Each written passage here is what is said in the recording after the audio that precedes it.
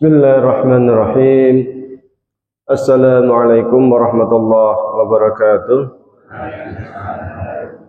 Alhamdulillahirabbil alamin wassalatu wassalamu ala asyrafil anbiya'i wal mursalin sayyidina wa maulana Muhammadin wa ala alihi wa sahbihi ajmain, amma ba'du.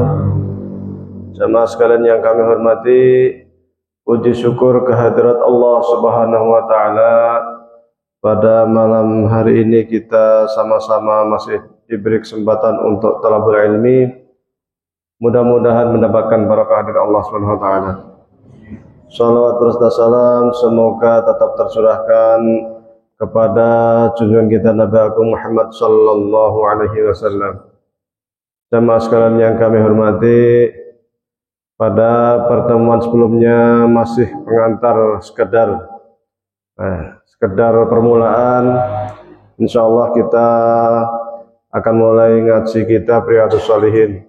Kitabnya sebenarnya ada yang cetakan kecil, ada yang besar. Ini buku ini disyarah menjadi kitab Dalilul Falihin. Ini 4 jilid. Kalau aslinya 1 jilid. Kumpulan hadis-hadis penting di dalam kehidupan. Dikarang oleh Imam Nawawi. Beliau ini ulama besar bermadhab Syafi'i secara fikih, bermadhab Asy'ari secara akidah. Lahir tahun 631 Hijriah. Umur beliau ini tidak panjang, 45 tahun. Tetapi dengan umur yang demikian, karyanya sangat banyak dan sangat luar biasa. Berkah ilmunya sangat luar biasa.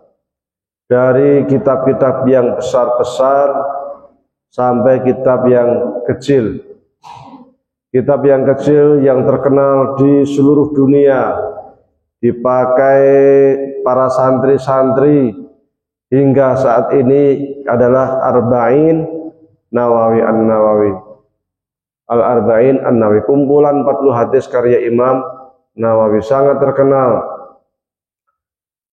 Yang kedua, ada buku juga yang lebih tebal sedikit, yang ini Riyadhus Shalihin. Artinya tamannya apa? Orang-orang soleh. Karena memang di dalamnya mengandung banyak hadis yang terkait dengan tazkirah, memberikan peringatan kepada kita supaya kita dapat semakin mendekatkan diri kepada Allah Subhanahu wa taala. Ada buku besar juga karya beliau, Syarah Sahih Muslim. Sampai berapa 9 jilid. Buku yang sangat terkenal, yang sering dianggap sebagai rujukan utama di dalam ilmu hadis terkait dengan syarah hadis Muslim. Imam Nawawi ini sejak kecil sangat rajin thalabul ilmi, rajin ibadah, sering suka puasa. Orangnya kurus, kecil, sering kadang tidak, kalau ke masjid itu kadang kalau ada orang ingin nyantri dari jauh, itu nggak tahu mana yang namanya Imam Nawawi, karena tak nampak seorang ulama besar, karena zuhudnya dan kurus. Beliau ini kurus. Selain suka ngaji, beliau itu juga suka membaca. Bacaannya sangat kuat. Kalau membaca buku itu beliau sering sampai lupa makan, lupa minum, sampai baca begini orang tuanya, ibunya itu sering karena saking sayangnya sambil disuapin sama ibunya disuapin. Imam Nawawi sebelum 10 tahun sudah hafal Al-Quran, kemudian pergi ke, beliau itu orang Syam, Suriah, ke Damaskus. Di sana beliau banyak belajar dari para ulama-ulama yang ada di negeri Syam pada waktu itu. Suriah. Di zamannya banyak ulama besar di sana. Sampai sekarang. Suriah banyak ulama besar. Karena kezuhudannya itu, ketawaduannya itu, dan ilmunya yang luar biasa, sehingga berkahi kalau istilah kita zaman sekarang itu. Ilmunya berkah. Beliau ini juga punya syarah atau punya buku di madhab Syafi'i yang sangat terkenal, yaitu Majmu'. Kitab Majmu'. Kalau yang pernah nyantri tahu kitab Majmu'. Besar, berapa jilid itu. Kitab ini dianggap sebagai rujukan utama di dalam madhab Syafi'i selain Imam Rafi'i. Ada dua di dalam mazhab Syafi'i itu. Kalau ada sebutan Syaikhaini di dalam mazhab Syafi'i, di dalam fikih maksudnya adalah Imam Nawawi dan Imam Rafi'i. Dan Imam Nawawi ini di dalam majmu'nya sering dijadikan rujukan sekiranya ada berbagai macam pendapat di kalangan ulama. Apa yang menurut Imam Nawawi itu yang sering dipegang oleh para ulama mazhab Syafi'i setelah beliau. Majmu' ini kitab fikih yang sangat luar biasa, karena di dalamnya bukan hanya mencantumkan pendapat-pendapat dari mazhab Syafi'i, tapi juga dari mazhab lain, lengkap dengan dalil-dalilnya dan cara pengambilan hukum, istidlal. Jadi kalau orang yang ngaji Safinah kok nggak ada dalilnya, ya itu memang ringkesan untuk para santri pemula. Kalau ngaji kok di kitab Mabadi'ul Fiqhiyah atau apa nggak ada dalilnya, ya memang untuk santri pemula. Kalau di Al-Iqna kok dalilnya dikit, ya itu memang untuk pertengahan. Kalau pengen banyak dalil, ya kitab yang besar-besar itu, di antaranya kitabnya Imam Nawawi yang judulnya Majmu'. Maka akan kita ketemukan semua pendapat-pendapat yang disandarkan oleh para ulama mazhab Syafi'i itu berlandaskan kepada dalil Al-Quran. Jadi sering orang ngaji kok kitabnya nggak ada dalilnya, dari mana? Nah, silakan langsung rujuk ke kitab babonnya, induknya. Seperti di Mughni Muhtaj juga sama, banyak dalilnya. Tapi kalau Imam Nawawi luar biasa, Quran sunnahnya, cara pendalilannya, pendapat lain para ulama, kemudian yang dipilih oleh Imam Nawawi sesuai dengan mazhab Syafi'i, alasannya apa, sangat detail beliau ini. Jadi memang lautan ilmu Imam Nawawi ini, lautan ilmu. Buku yang kecil ini saja sampai sekarang dipelajari di seluruh dunia. Dari yang paling kecil bahkan yang Arba'in Nawawi yang hanya kumpulan 40 hadis itu juga dipelajari di seluruh dunia. Termasuk Riyadhus Shalihinnya, termasuk Al-Adhkarnya. Kalau orang yang sering zikir-zikir ba'da sholat itu kebanyakan kumpulan-kumpulan hadisnya itu ngambil dari buku Al-Adhkarnya Imam Nawawi. Nah, kalau yang terbiasa dengar-dengar yang zikir jahar dari rekan-rekan saudara-saudara kita, itu ngambilnya dari kitab Al-Adhkar karya Imam Nawawi. Memang luar biasa beliau ini ilmunya. Baik, dimulakan dengan judul Riyadhus Shalihin min kalami Sayyidil Mursalin, dari perkataan Sayyid. Sayyidnya Al-Mursalin, utusan Nabi. Julukan Rasulullah Shallallahu Alaihi Wasallam, julukan lain beliau adalah anak Sayyidul Mursalin. Saya adalah Sayyidnya para Nabi. Maka di Muhammadiyah pun ketika kita membuka HPT bab iman, biasanya saya buka HPT tadi ketinggalan. Di mukaddimah baris kedua apa ketiga, itu juga menggunakan kata Sayyidina. Maka ketika ada seorang dai Muhammadiyah kok ceramahnya pakai Sayyidina, itu juga berlandaskan kepada hadis Nabi. Imam Nawawi sendiri juga menggunakan kata Sayyidina, Sayyidil Mursalin. Di HPT juga di bab iman juga menggunakan kata sayyidina. Sayyidina itu artinya tuan, orang yang kita hormati. Maka di sini pun atau kalau ditretet ya kan, ketika kita ingin memanggil orang yang lebih tua yang kita tak kenal atau bahkan kita kenal yang lebih tua, kita panggil dengan Kang. Nah, kemana Kang? Arning di Kang. Itu kita menghormati, nggak manggil nama, tapi manggil dengan julukan. Mas, artinya Mas. Ya. Jadi itu panggilan untuk sopan santun. Dan di dalam Al-Quran pun Allah Subhanahu Wa Taala tidak pernah memanggil nabinya itu Nabi Muhammad ya, kecuali Nabi Adam, kecuali Nabi Nuh. Ya Nuh, ya Adam. Khusus untuk Nabi Muhammad tidak pernah dipanggil dengan istilah Muhammad, ya Muhammad. Tapi ya ayuhan Nabi. Nabi, enggak langsung panggil orangnya. Karena kenapa? Menghormati posisi Nabi Muhammad Shallallahu Alaihi Wasallam. Maka para ulama kita pun ketika memanggil baginda Nabi seringnya menggunakan kata Sayyidina. Bagaimana juga Imam Nawawi menggunakan kata Sayyidil Mursalin. Yang menjadi perbedaan pendapat di kalangan para ulama adalah ungkapan Sayyidina ketika kita sholat tahiyat, baca tahiyat Allahumma sholli ala Muhammad wa ali Muhammad, ya kan? Ada yang membaca Allahumma sholli ala Sayyidina Muhammad wa ala ali Sayyidina Muhammad. Muhammadiyah di dalam HPT tidak menggunakan kata Sayyidina untuk sholat, khusus untuk sholat. Adapun di luar sholat silahkan. Alasannya apa? Rasulullah Shallallahu Alaihi Wasallam bersabda, "Shollu kama ra'aitumuni usolli." Sholatlah sebagaimana engkau melihat saya sholat.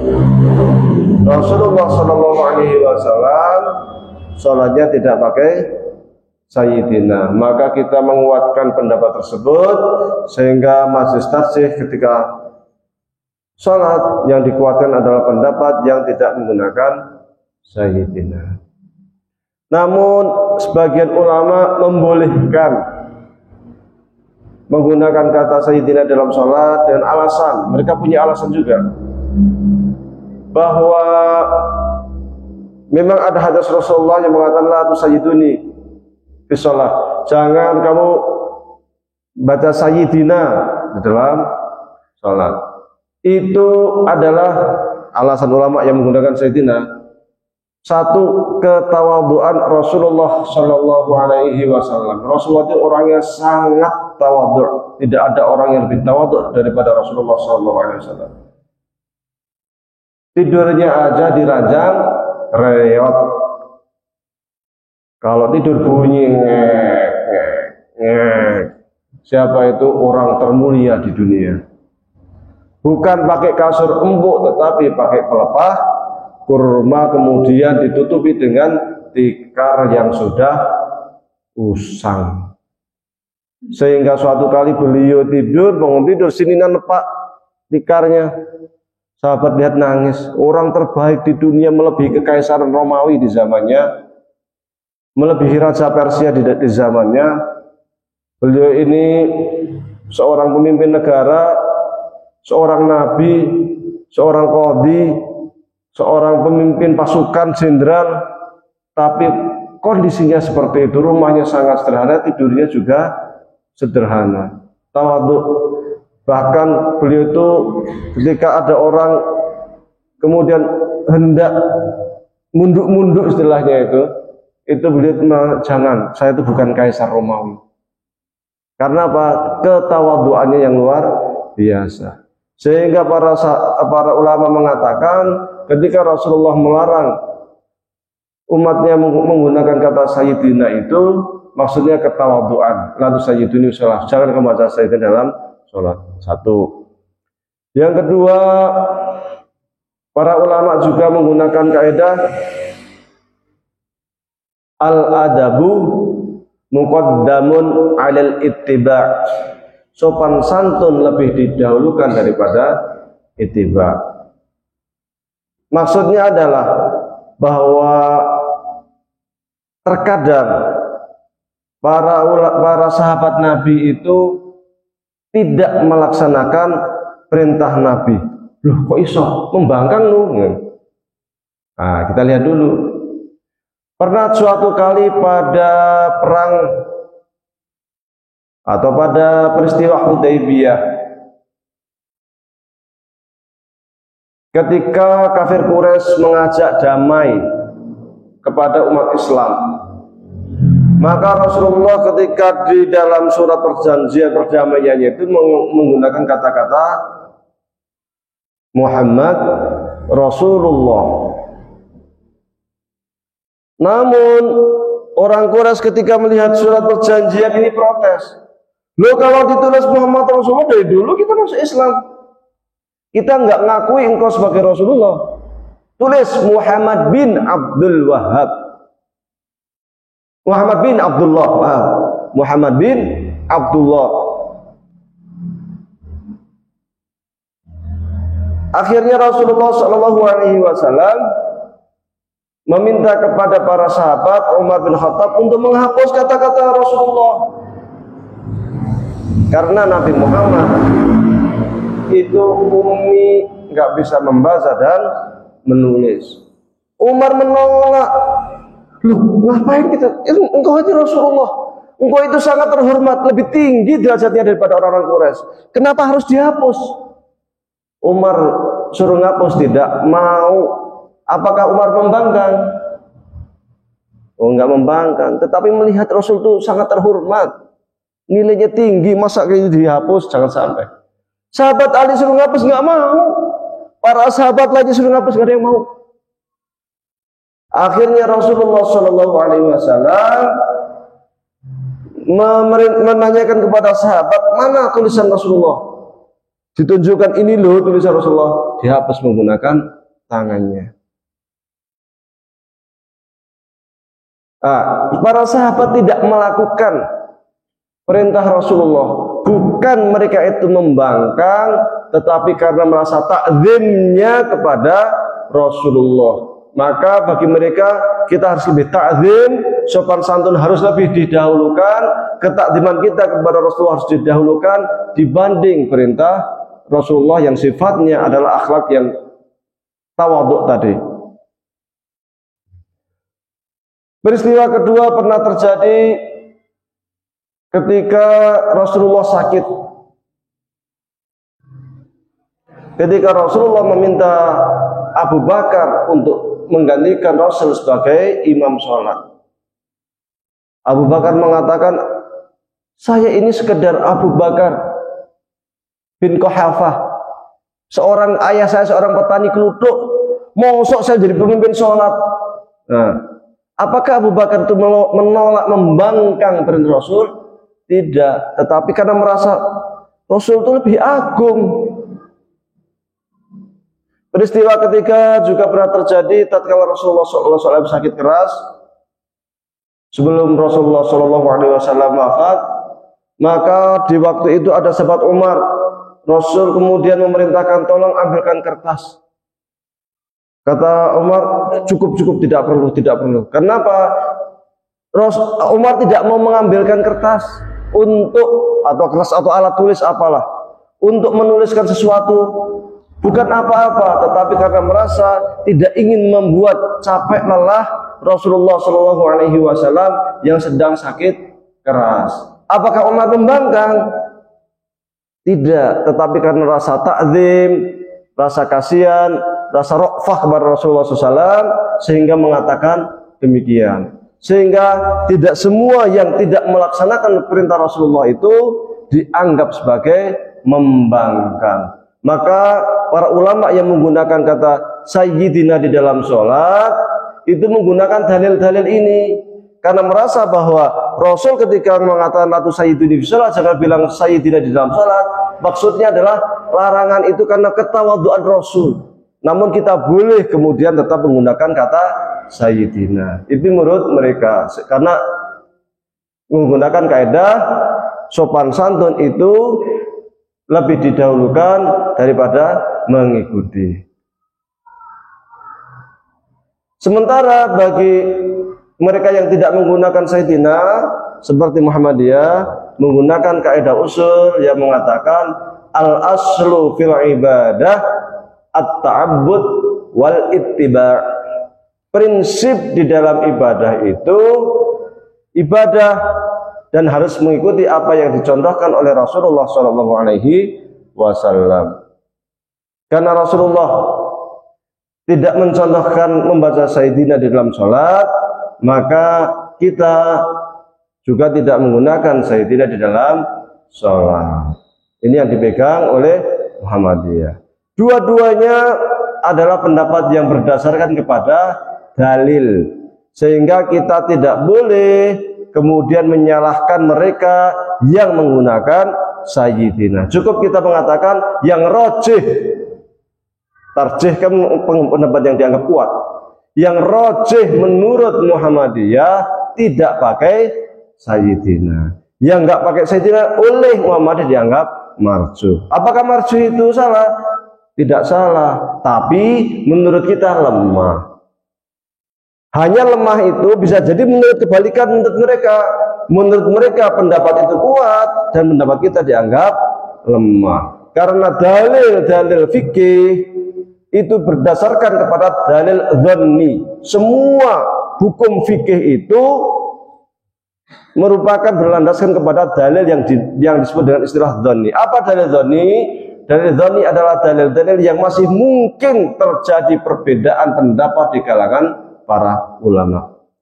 Di dalam buku kitabnya Al-Lumma' di bab-bab awal, Imam Syarazi mengatakan bahwa semua hukum fikih itu berdasarkan kepada dalil dhanni. Sekiranya ada dalil qat'i, itu sekadar sebagai penguat ataupun landasan utama. Seperti kata sholat, aqimis sholah, ya itu bukan fikih itu, karena itu sudah qat'i. Fikihnya ya nanti yang cabang-cabang yang ada di dalamnya itu, yang sering terjadi perbedaan pendapat itu menurut Imam Asy-Syarazi. Sehingga perbedaan pendapat di kalangan ahli fikih itu sangat biasa, bukan biasa lagi, tapi sangat biasa. Maka ketika kita lihat pada sejarah umat Islam dulu, pada masa tabi'in, bahkan bukan hanya tabi'in, pada masa sahabat itu sudah terjadi perbedaan pendapat di kalangan para ulama, para sahabat. Pendapatnya Ibnu Umar terkadang berbeda dengan Ibnu Abbas. Pendapatnya Ali kadang berbeda dengan pendapat sahabat lain.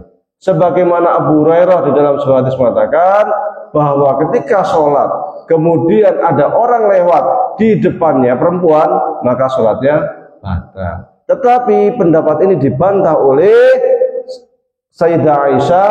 Beliau mengatakan tidak batal, karena beliau sendiri ketika Rasulullah sholat malam sering tidur di depannya Rasulullah SAW. Kakinya itu melantrang, apa istilahnya itu, di depannya Nabi, sehingga ketika mau sujud harus dipindah. Gitu. Itu riwayat dari Aisyah. Ini Aisyah sama Abu Hurairah beda, itu sangat biasa. Sehingga di dalam madhab-madhab Islam itu dulu ada sekitar 80-an madhab Syafi'i, Maliki, Hanafi, Hambali, Dawud Az-Zahiri, Laitsi, Tsauri, Tobari, lain sebagainya, banyak sekali. Dan perbedaan dalam fikih itu biasa. Imam Syafi'i berguru kepada Imam Malik, itu gurunya juga beda. Imam Syafi'i punya murid Dawud Az-Zahiri yang akhirnya juga berbeda biasa. Punya murid Ibnu Hambal yang akhirnya juga berbeda biasa. Jadi perbedaan di kalangan para ulama itu hal yang wajar. Ketika Imam Syafi'i itu di Baghdad ngaji kepada Imam Syaibani, sering berbeda pendapat, nggak ada masalah. Dialog kadang panas itu kalau di ngaji bareng, dialog bareng, diskusi bareng, tapi giliran makan bersama-sama santai. Jadi kita sikapi perbedaan itu bukan dengan ini bid'ah, ini salah, ini sesat, tetapi kita sikapi bahwa itu menurut dia seperti itu, menurut saya seperti ini, saya pegang keyakinan saya, silakan dia pegang keyakinan dia, dan kita sama-sama benar. Cuma dalam memahami dalil itu berbeda. Saya sering mendapati di media sosial, di Facebook, karena perbedaan pendapat langsung disalahkan. Kemarin ada gambar orang tahiyat, kakinya kalau sujud itu kan kakinya ada yang dirapatkan gini kan, ada yang direnggangkan. Yang direnggangkan ada gambar, ditulis direnggangkan seperti ini orang sujud, kemudian ada ditulis besar-besar, astagfirullahaladzim, 60 tahun sholat tidak akan diterima sholatnya karena salah. Ini kan repot. Mestinya orang Muhammadiyah kalau buat meme seperti itu, yakin belum baca fatwa tarjih. Karena fatwa tarjih itu dua-duanya dibenarkan. Baik yang mau rapat atau yang renggang, dua-duanya dibenarkan. Dalam fikih itu tidak bisa kita sedikit-sedikit mengatakan naudzubillah neraka, naudzubillah ini sholatnya nggak diterima, puasanya nggak diterima. Ulama kita itu nggak kayak gitu. Ini saya nggak tahu mereka ini belajar dari mana dan dari siapa, sehingga mudah sekali mengklaim ini salah, ini bid'ah, ini sesat. Saya tidak tahu sanad ilmunya itu kemana. Dulu ulama-ulama kita itu tidak pernah mengajari seperti itu. Imam Al-Ghazali dalam kitab Faisal Tafriqah Bainal Islam wal Zindiqah, buku kecil, sudah wanti-wanti jangan mudah mengkafirkan sesama muslim. Jangan mudah menyesatkan sesama muslim. Bahkan ketika beda aliran, di dalam bukunya Maqalatul Islamiyin karya Imam Asy'ari, Abu Hasan Asy'ari, meskipun beliau di situ menyebutkan ada Syiah, ada Khawarij, ada Murji'ah, ada macam-macam, tapi beliau tidak satu pun mengatakan bahwa mereka kelompok di luar kita itu kafir karena mereka masih muslim. Apalagi sesama Ahlus Sunnah wal Jamaah, hanya beda soal qunut, hanya beda soal tahiyat, hanya beda soal Sayyidina, beda soal usoli, beda soal yang remeh-temeh, langsung menganggap sesat ibadahnya nggak diterima. Ini masalah besar. Karena pada akhirnya persoalan seperti ini menimbulkan kerenggangan di masyarakat, menimbulkan perpecahan, apalagi kemudian membuat blog-blog sendiri, bergaul sendiri, tidak mau bergaul dengan yang lain karena menganggap yang lain salah, ahlul bid'ah. Maka sangat miris sekali ketika ada ulama besar karena berbeda aliran dengan dia, ulama ini meninggal dunia, bukannya inna lillahi wa inna ilaihi raji'un, tapi apa yang dikatakan di meme besar-besar, alhamdulillah telah meninggal ahlul bid'ah. Ini masalah. Ini ada apa dengan umat kita ini? Ini ngajinya di mana ini? Kitab apa yang dijadikan rujukan? Sehingga mudah sekali kemudian mengkafirkan, menyesatkan orang lain. Di fatwa tarjih tidak seperti itu. Sangat jarang menggunakan kata bid'ah kecuali memang sudah bid'ah. Sangat jarang menggunakan kata sesat kecuali memang sudah sesat. Kalau perbedaan fikih kemudian akan bid'ah sesat, ini menjadi masalah. Karena ini yang menyebabkan perpecahan di kalangan umat Islam. Satu masjid senggolan karena perbedaan fikih. Ini jangan sampai terjadi. Maka ngaji yang tamat itu penting supaya kita tidak mudah menyalahkan orang lain. Ngaji menggunakan kitab seperti ini menjadi penting supaya kita tahu mereka berbeda dalilnya ini. Oh, mereka yang berbeda dalilnya ini, ulamanya ini, kan gitu. Masa sahabat Utsman bin Affan dikatakan ahlul bid'ah, ini bagaimana? Kenapa azan 2 kali? Lu sahabat kalau ahlul bid'ah kena azan 2 kali. Wah, di sana terawih 23 rakaat bid'ah. Loh, zaman tabi'in itu, tabi'in di Madinah, orang sholat tarawih kadang sampai 39, sampai 43 rakaat. Masa para ulama tabi'in yang segitu banyak, yang mereka itu belajar dari para sahabat dikatakan ahlul bid'ah? Maka perlu kemudian kita belajar yang melihat perbedaan-perbedaan itu dengan dalil-dalilnya, dengan kalam ulamanya, sehingga tidak mudah kemudian menyalahkan orang lain. Kemudian setelah, oh ini judul ya, baru judul. Masuk ke bahasan. Bismillahirrahmanirrahim.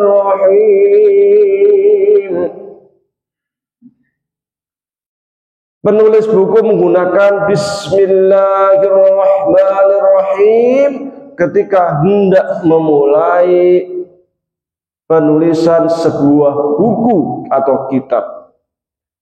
Para ulama-ulama kita selalu memulakan kata Bismillahirrahmanirrahim ketika melakukan apapun, termasuk di dalamnya penulisan kitab. Bukan hanya buku agama. Ibnu Sina pun ketika nulis kitab Al-Hay'ah, Al-Hay'ah itu apa? Buku astronomi. Ya Bismillahirrahmanirrahim. Ibnu Khaldun pun ketika menulis buku Muqaddimah, buku sosiologi, dan beliau ini adalah pemikir dunia pertama yang meletakkan dasar-dasar sosiologi. Ia nulisnya dengan Bismillahirrahmanirrahim. Hal ini berdasarkan kepada hadis Rasulullah SAW yang menyatakan kullu amrin dibalin lam yubda bi bismillah bahwa abtar. Semua persoalan yang tidak dimulakan dengan Bismillahirrahmanirrahim, amalnya itu abtar, aktok, tertolak, terputus, nggak dapat pahala. Anda makan, satu orang membaca Bismillahirrahmanirrahim, yang satu ngetemel makan entek rong piring, sama-sama kenyang, tapi yang satu dianggap ibadah mendapat pahala, yang satu cuma mendapat kenyang. Karena yang satu pakai Bismillahirrahmanirrahim, yang satu cuma ngetemel tok.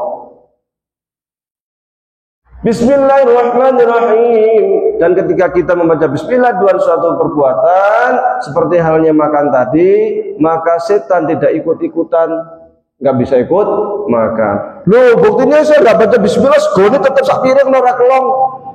Sendi setan ora mangan ra percaya. Nah, setan itu makhluk gaib yang diciptakan oleh Allah. Sebenarnya layaknya bukan setan ya, jin. Karena setan itu sifat. Jin itu diciptakan oleh Allah dari api. Sifatnya itu halus.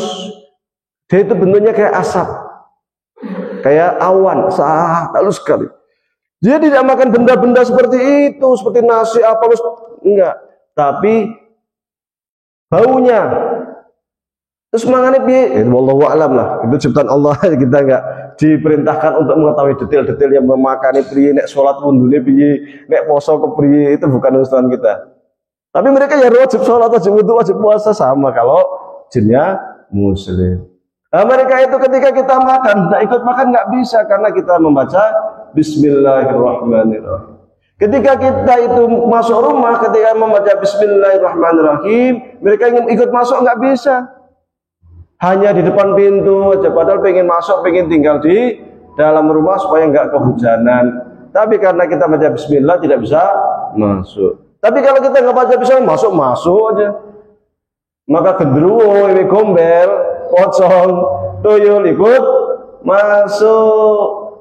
Rumahnya disinggahi banyak jin, banyak setan. Maka benar kata Rasul, jadikanlah rumahmu itu jangan seperti kuburan.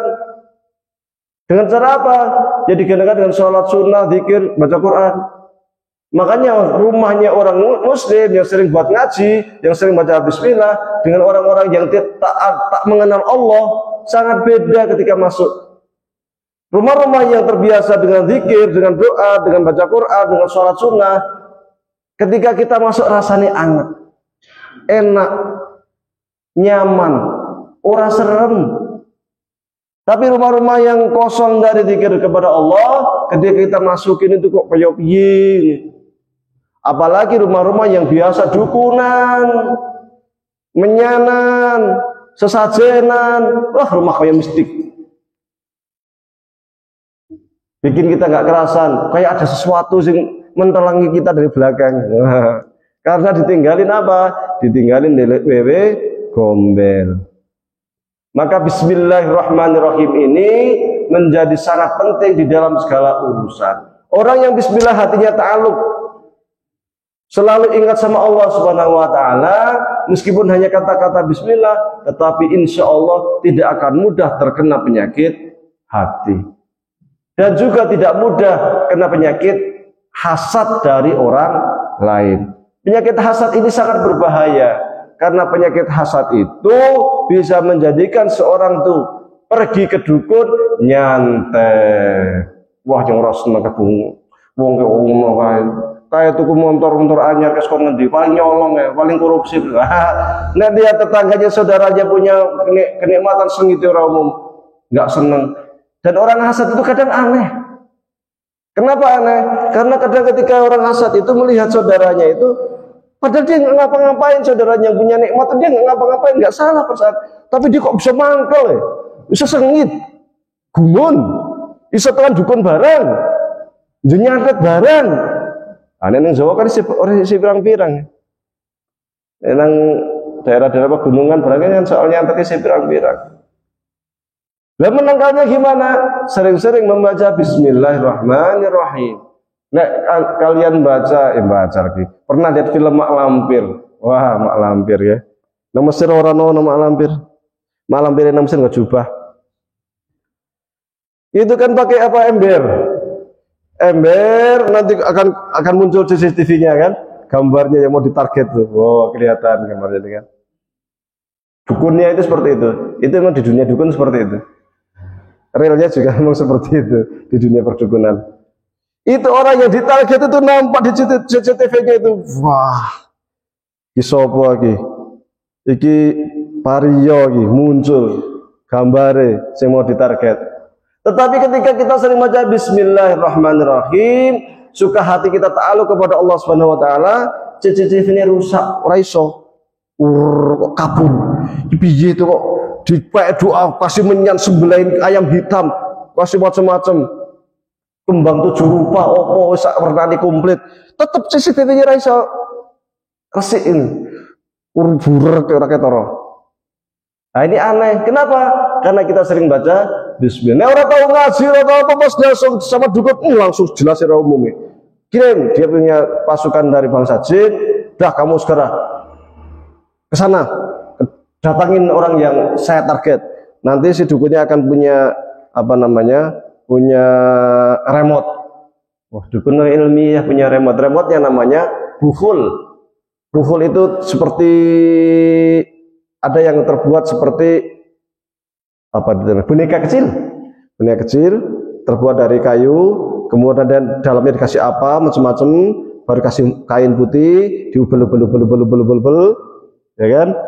Nah, ini jadi ini apa nih, remote-nya dukun. Nah, remote dukun itu nanti dukun akan ngirim pasukan sana, bangsa jin ke orang yang ditarget. Setelah ada di sana, oke, sebagian ada di sana, sebagian ada yang di sini. Maka kemudian ketika muncul diperintahkan sama dukunnya dengan jupat sabut apa macam-macam, yang di sana akan ngasih informasi melalui air. Oh, orangnya kayak gini loh bentuknya. Oke, ini saya remote nih, kakinya tak ikat ya, di bukulnya itu bonekanya diikat, langsung jin yang di sana ngikutin perintahnya si dukun, ikat kakinya.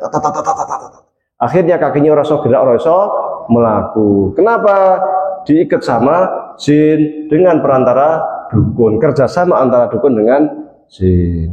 Wah, ini mau tak kasih sakit dadanya, dipencatin cut gitu kan, di remote langsung jin yang di sana. Wah, dukunnya memerintahkan kita ngene-ngene, berarti kita langsung dadanya kita gedian, langsung ya kan. Kenapa kok bisa? Karena jarang baca Bismillahirrahmanirrahim. Tapi kalau kita suka baca Bismillah, nggak bisa, nggak di CCTV-nya nggak kena. Jinnya pun bingung karena baca Bismillah itu, baca Alhamdulillah, ngaji dan sebagainya. Semacam manusia orang itu dilindungi oleh bahasanya dukun, namanya cahaya gaib. Wah, benteng gaib. Muslim itu sebenarnya punya benteng gaib, asal sering ngaji. Ini orang tahu ngaji, orang tahu zikir pagi petang yo randuwe. Nah, ini apa namanya, keutamaan baca Bismillah. Jadi Bismillah itu fungsinya sangat luar biasa. Kelihatannya sederhana, Cuman bismillahirrahmanirrahim. Tapi di balik itu luar biasa. Bahkan bisa menyembuhkan orang dengan bismillah. Wah, ini orang kok gini-gini, Ustaz, kayak saya kasih air mau ya. Bismillahirrahmanirrahim. Minum. Bisa sembuh ke atas izin Allah Subhanahu wa ta'ala. Kok iso? Ya itu kehendak Allah seperti itu. Itu memang keistimewaan kalamullah seperti itu. Bismillah kan bagian dari ayat Al-Quran. Innahu min sulaiman bismillahirrahmanirrahim. Bagian dari ayat Al-Quran dalam surat An-Naml. Di dalam surat Fatihah juga para ulama mengatakan bismillah bagian dari Al-Quran. Luar biasa. Maka sering-sering ketika kita beramal melakukan sesuatu, baca bismillahirrahmanirrahim supaya kita tidak lalai, supaya kita tidak terlena. Kalau para ulama kita menggunakan bismillahirrahmanirrahim dalam sebuah ilmu, cabang ilmu pengetahuan, astronomi, biologi dan sebagainya, itu wujud sikap mereka supaya mereka itu ta'alluq selalu dengan Allah Subhanahu wa taala, merasa bahwa wa ma utitum minal ilmi illa qalila, bahwa ilmu yang diberikan Allah Subhanahu wa taala kepada mereka itu hanya sangat sedikit. Dan mereka nyadar bahwa ketika menulis sebuah buku itu, ini hanya untuk ibadah kepada Allah Subhanahu wa taala. Ada nilai ilahiyah ketuhanannya. Maka tidak ada yang namanya sekularisasi di dunia Islam. Enggak ada kalau orang Islam mengatakan ilmu manusia berasal dari kera. Wis kon ngendi manusia kon kethek. Tapi teori-teori dari semacam itu dia ada di buku-buku pelajaran. Anak SD juga udah dikenalin manusia berasal dari kera. Padahal ngaji, sore ini ngaji, kadang ini pondok pesantren. Ini di pondok pesantren juga bukunya ikut yang dari kementerian yang masih tertulis di dalamnya manusia berasal dari kera. Ini bertentangan dengan akidah kita, bertentangan dengan ajaran Islam. Jelas manusia itu berasal dari Nabi Adam. Inni ja'ilu bil ardi khalifah. Itu siapa? Sungguhnya aku akan menjadikan di muka bumi sebagai khalifah. Siapa? Adam. Bukan ketek. Kemudian muncul energi. Yang energi itu adalah sifatnya azal, tak terciptakan, ada dengan sendirinya. Alam raya muncul dari Big Bang, namun ada dengan sendirinya, nanti akan binasa. Ini bagaimana ini? Tidak ada peran Allah di situ. Tidak ada peran Tuhan ketika menerangkan tentang munculnya alam raya dan jagat raya. Teori-teori barat semuanya muncul. Tapi peran Allah ada di mana? Enggak ada. Ini persoalan besar. Maka tidak heran kemudian murid-muridnya ujung-ujungnya apa? Tawuran, perang kelahi, pergaulan bebas. Karu-karuan lah, guru ini dibully. Persoalan kenapa? Karena belajarnya menafikan Tuhan. Sinau sementing kimia, biologi, anak pinter, matematik pinter. Tapi Allah ada di mana? Gak diajarkan. Peran Tuhan dinafikan. Akhirnya anak ya belajar seperti sekolah matematik bijine 10, bijine 100, lulus, pinter, tok. Oh, pinter jadi profesor, jadi menteri, neng korupsi. Jadi anggota DPR tapi korupsi. Karena belajar ketika di bangku SD, SMP, SMA tidak pernah diajarkan tentang Allah, bahwa ilmu pengetahuan itu berasal dari Allah. Padahal sudah jelas dikatakan Iqra bismi rabbikal ladzi khalaq. Bacalah, membaca. Membaca itu apa? Bismi rabbika, dengan nama Tuhanmu. Apa? Bismillahirrahmanirrahim, dengan bismillah. Jadi bismillah itu bukan hanya sekedar kata-kata, tetapi punya nilai, ada jiwa di sana. Ada keterkaitan antara seorang hamba, pengakuan seorang hamba dengan sang pencipta Allah Subhanahu wa taala. Kalau kita lihat zaman dulu, meskipun para ulama kita itu nyantri biasa, belajar astronomi, belajar biologi, nggak pernah ada cerita ulama kita dulu itu waktu jadi santri kok ditawuran pelajar kira nono. Judulanan corok-corokan dari preman kira nono. Karena ketika mereka belajar itu diajarin oleh guru-gurunya, ini ilmu yang saya berikan ini semua dari Allah, dan kewajiban kita untuk kemudian menyampaikan ilmu dan Anda yang belajar di sini jangan lupa untuk selalu mengingat Allah Subhanahu wa taala. Belajar memulai aktivitas apapun dengan bismillahirrahmanirrahim. Oh, zaman sekarang anak SMA ngakunya muslim ditanya rukun Islam nggak tahu. Jawabnya ngalor ngidul. Ditanya rukun iman nggak tahu. Muslim padahal sembahyang ora tahu. Anehnya, ini anehnya lagi nih. Wong tuane yo cuek, arep sembahyang kono ora sembahyang kono. Ini masalah. Nanti ketika anaknya itu menjadi preman ditangkap polisi baru bingung. Waduh, anakku ditangkap polisi. Loh, kemarin kemana saja? Punya anak kecil SD, nggak pernah diajarin Iqra, nggak pernah dimasukkan ke TPA, nggak dimasukkan ke madrasah diniyah. Masalah. Padahal sekecil apapun ajaran orang tua kepada anak itu menjadi investasi bagi anak, investasi akhirat. Ketika orang tua mengajari bismillahirrahmanirrahim, meskipun hanya sekedar bismillah, tapi jangan lupa ketika anak ini menghafal bismillahirrahmanirrahim, apalagi bisa mengamalkan bismillahirrahmanirrahim, anak itu akan menjadi syafaat nanti di hari kiamat. Anak ini akan menjadi apa? Akan membantu orang tuanya di akhirat. Pahalanya akan mengalir terus karena doa anak soleh. Idza mata ibnu adam in qata amaluhu ila min thalathah shadaqatin jariyatin aw ilmin yuntafa bi awalatin shalihin ula. Idza mata ari kalane mati ibnu adam, sapa ibnu adam anak adam, in qata amangka putus amaluhu amale ila min thalathah kejaba telung perkara. Apa itu? Shadaqatin jariyatin, sedekah jariah, aw ilmin yuntafa bi, atau ilmu yang bermanfaat, aw waladin shalih utawa anak soleh yang mendoakan orang tua. Maka jangan sekali-kali wong tua itu kemudian dengan anaknya cuek bebek, ora ngaji kuno ora kuno, sing penting dikai HP, men ra rewel nek alami rewel pusing hari kai HP, bahaya.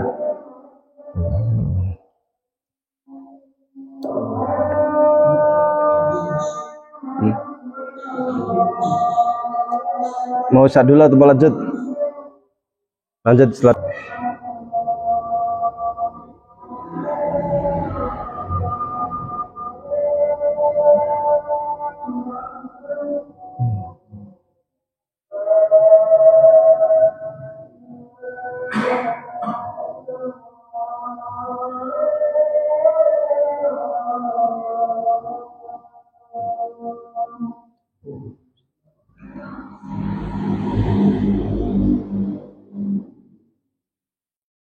Baik. Di barat, karena kita ilmu pengetahuan kan rujukannya ke barat. Ilmu-ilmu barat kita terjemahkan, kemudian dijadikan buku diktat, diajarkan di sekolah. Di barat itu dulu yang namanya ilmu pengetahuan dan gereja itu nyatu. Tapi kemudian doktrin-doktrin gereja itu terkadang bertentangan dengan ilmu pengetahuan. Gereja mengatakan bumi itu dikelilingi oleh matahari. Matahari yang ngitarin bumi. Tapi kemudian para ilmuwan barat menemukan bahwasanya pendapat gereja ini salah. Yang benar adalah bumi yang mengitari matahari. Di antara pendapat ini adalah Galileo. Tapi kemudian mereka-mereka yang berbeda pendapat dengan gereja ini ditangkapin, ada yang dihukum mati, ada yang dibakar hidup-hidup dan lain sebagainya. Akhirnya pada abad 15-16 muncul yang namanya upaya-upaya para ilmuwan barat untuk memisahkan ilmu dengan gereja. Muncullah sekularisasi sekuler. Antara ilmu dan agama itu beda. Kalau kita ingin maju, pisahkan ilmu dari agama. Selama ilmu dan agama itu masih dianggap satu kesatuan, maka kita tidak akan pernah maju. Ini siapa munculnya di mana? Di barat, karena memang Injil itu sudah banyak berubah, sudah banyak dicampur tangan oleh para pendeta, campur tangan pendeta terkait dengan kitab suci mereka, Injil, sehingga Injilnya sudah tidak orisinal lagi, Injilnya sudah banyak salah. Fatalnya Dewan Gereja ngeyel ngotot kalau yang ini yang benar, sehingga ketika bertentangan dan ilmu, maka para ilmuwan itu yang ditangkepin. Akhirnya para ilmuwan memberontak. Akhirnya muncul orang-orang yang menentang Dewan Gereja, pisahlah ilmu dengan gereja, sehingga kemudian setelahnya muncul pendapat seperti Marxis yang mengatakan bahwasanya agama itu candu. Karena kenapa dianggap agama itu candu? Karena ketika orang beragama pasti mundur, ilmunya nggak berkembang. Itulah kemudian muncul paham komunis, di mana komunis itu memerangi semua agama, bukan hanya agama Islam, agama Kristen, Yahudi pun diperangi karena dianggap candu bagi masyarakat. Kalau kita ingin maju, tinggalkan gereja. Kalau ingin mundur, silahkan ikut gereja. Wong Islam ikut-ikutan, orang ngerti apa-apa melu sing penting. Akhirnya diktat-diktat agama, diktat-diktat yang ada digunakan di sekolah-sekolah hanya copy paste, hanya terjemah dari barat tanpa melihat ini sesuai dengan Islam apa tidak. Padahal tujuan pendidikan dalam Islam itu ya dengan bismillah tadi itu ada ta'aluk, ada hubungan antara santri, antara siswa dengan Allah, supaya ketika menjadi ilmuwan tidak korupsi, tidak merusak. Maka bagi barat, ketika mereka itu sudah menjadi ilmuwan, bisa menciptakan bom nuklir, digunakan untuk ngebom Hiroshima dan Nagasaki yang korbannya luar biasa. Bagi mereka tahun 1990 ketika terjadi perang antara Irak dan Amerika bersekutu, kemudian Irak kalah di embargo, yang meninggal jutaan. Meninggal jutaan itu bagi barat biasa itu. Siapa yang membantai masyarakat umat atau umat manusia lah, atau kelompok suku aborigin? Barat. Suku Indian yang di Amerika Barat. Bagi mereka itu biasa saja, membantai orang manusia itu biasa saja. Ketika terjadi perang di Afghanistan, umat Islam dibantai, di Suriah biasa saja. Tetapi ketika ada umat Islam kok yang kemudian dianggap aja lah dalam tanda kutip menganiaya atau apalah kepada orang-orang Kristen satu aja, oh beritanya di seluruh dunia melanggar hak asasi manusia. Orang kita membela Palestina saja dianggap melanggar hak asasi manusia, padahal Palestina itu berjuang untuk merdeka karena dijajah oleh Israel. Mereka teriak-teriak kita melanggar hak asasi manusia. Tapi ketika Barat itu kemudian menghancurkan umat Islam, membantai umat Islam, diam saja, nggak ada istilah pelanggaran hak asasi manusia. Persis seperti kasus di Swedia, ketika ada orang Swedia yang membakar Al-Quran, dianggap apa? Hak asasi manusia, dianggap kebebasan biasa saja. Tetapi ketika ada orang yang berupaya untuk membakar Taurat, kedutaan Israel turun tangan, Interpol turun tangan, polisi Swedia turun tangan, jangan sampai Taurat dibakar. Loh, apa bedanya? Karena yang satu itu punya Islam, oh biasa aja. Tapi giliran yang di ini punya Yahudi, turun tangan semuanya.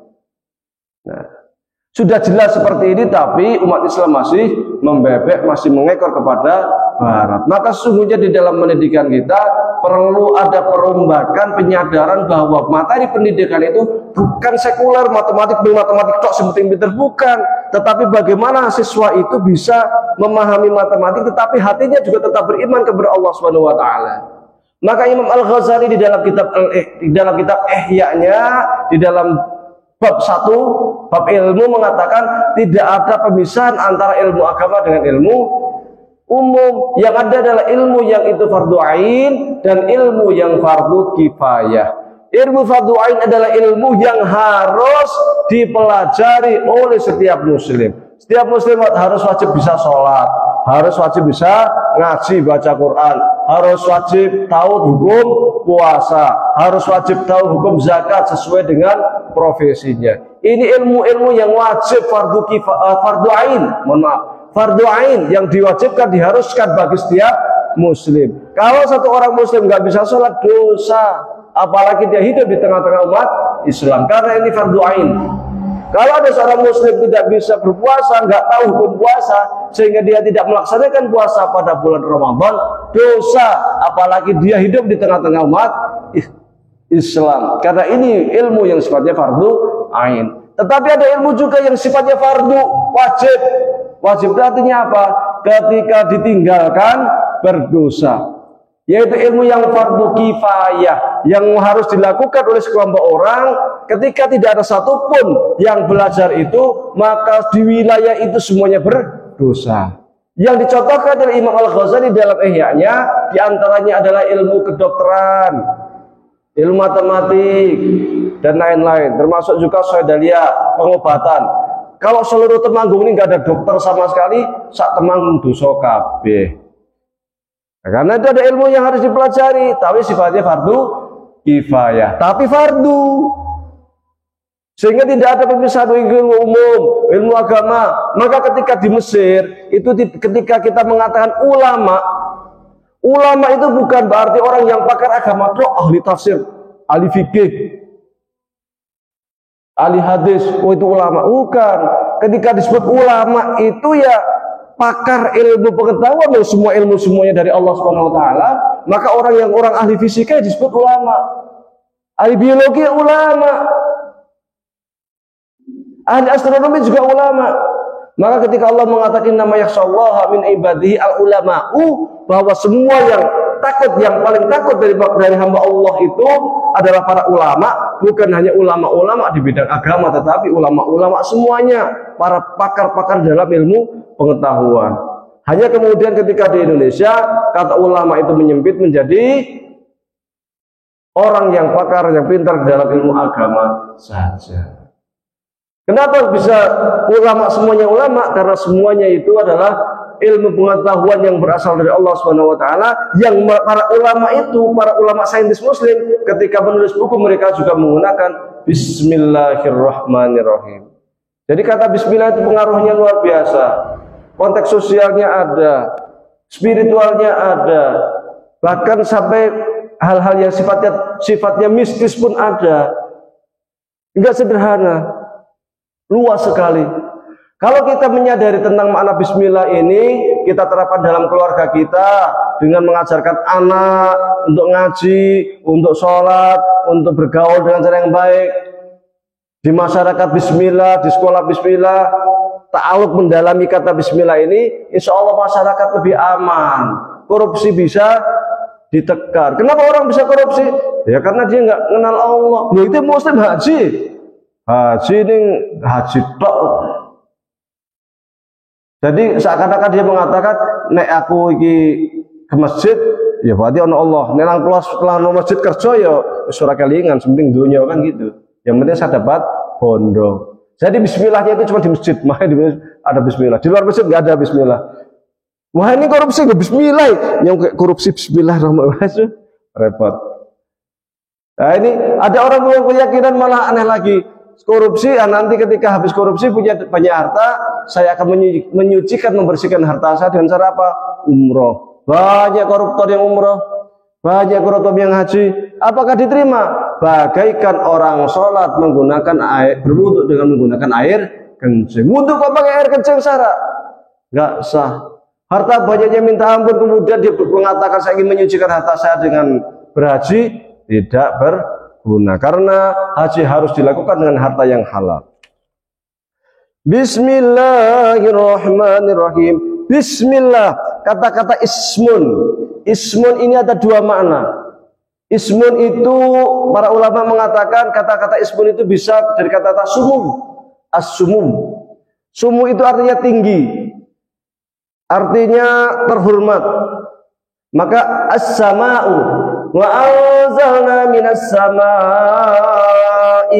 ma'an. Minas sama, as-sama itu langit, karena dia posisinya di atas kita, lebih tinggi dari kita. Maka dalam bahasa Arab as-saqfu, atap itu juga sering disebut dengan istilah sama, karena dia tinggi.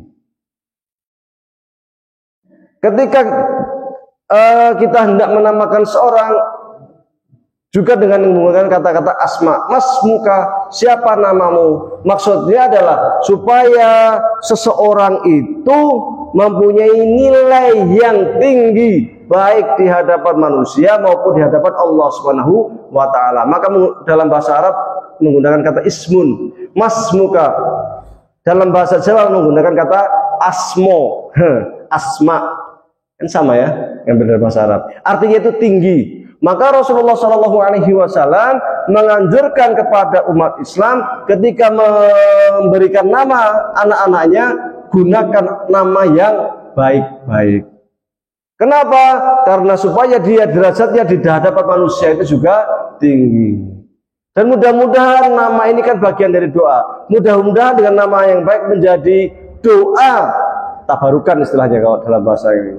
Menjadi doa bagi si anak supaya menjadi anak yang baik. Dan kelak di akhirat ketika seluruh umat manusia itu dipanggil oleh Allah Subhanahu wa taala di padang mahsyar untuk dihisab, akan disebut sesuai dengan namanya di dunia.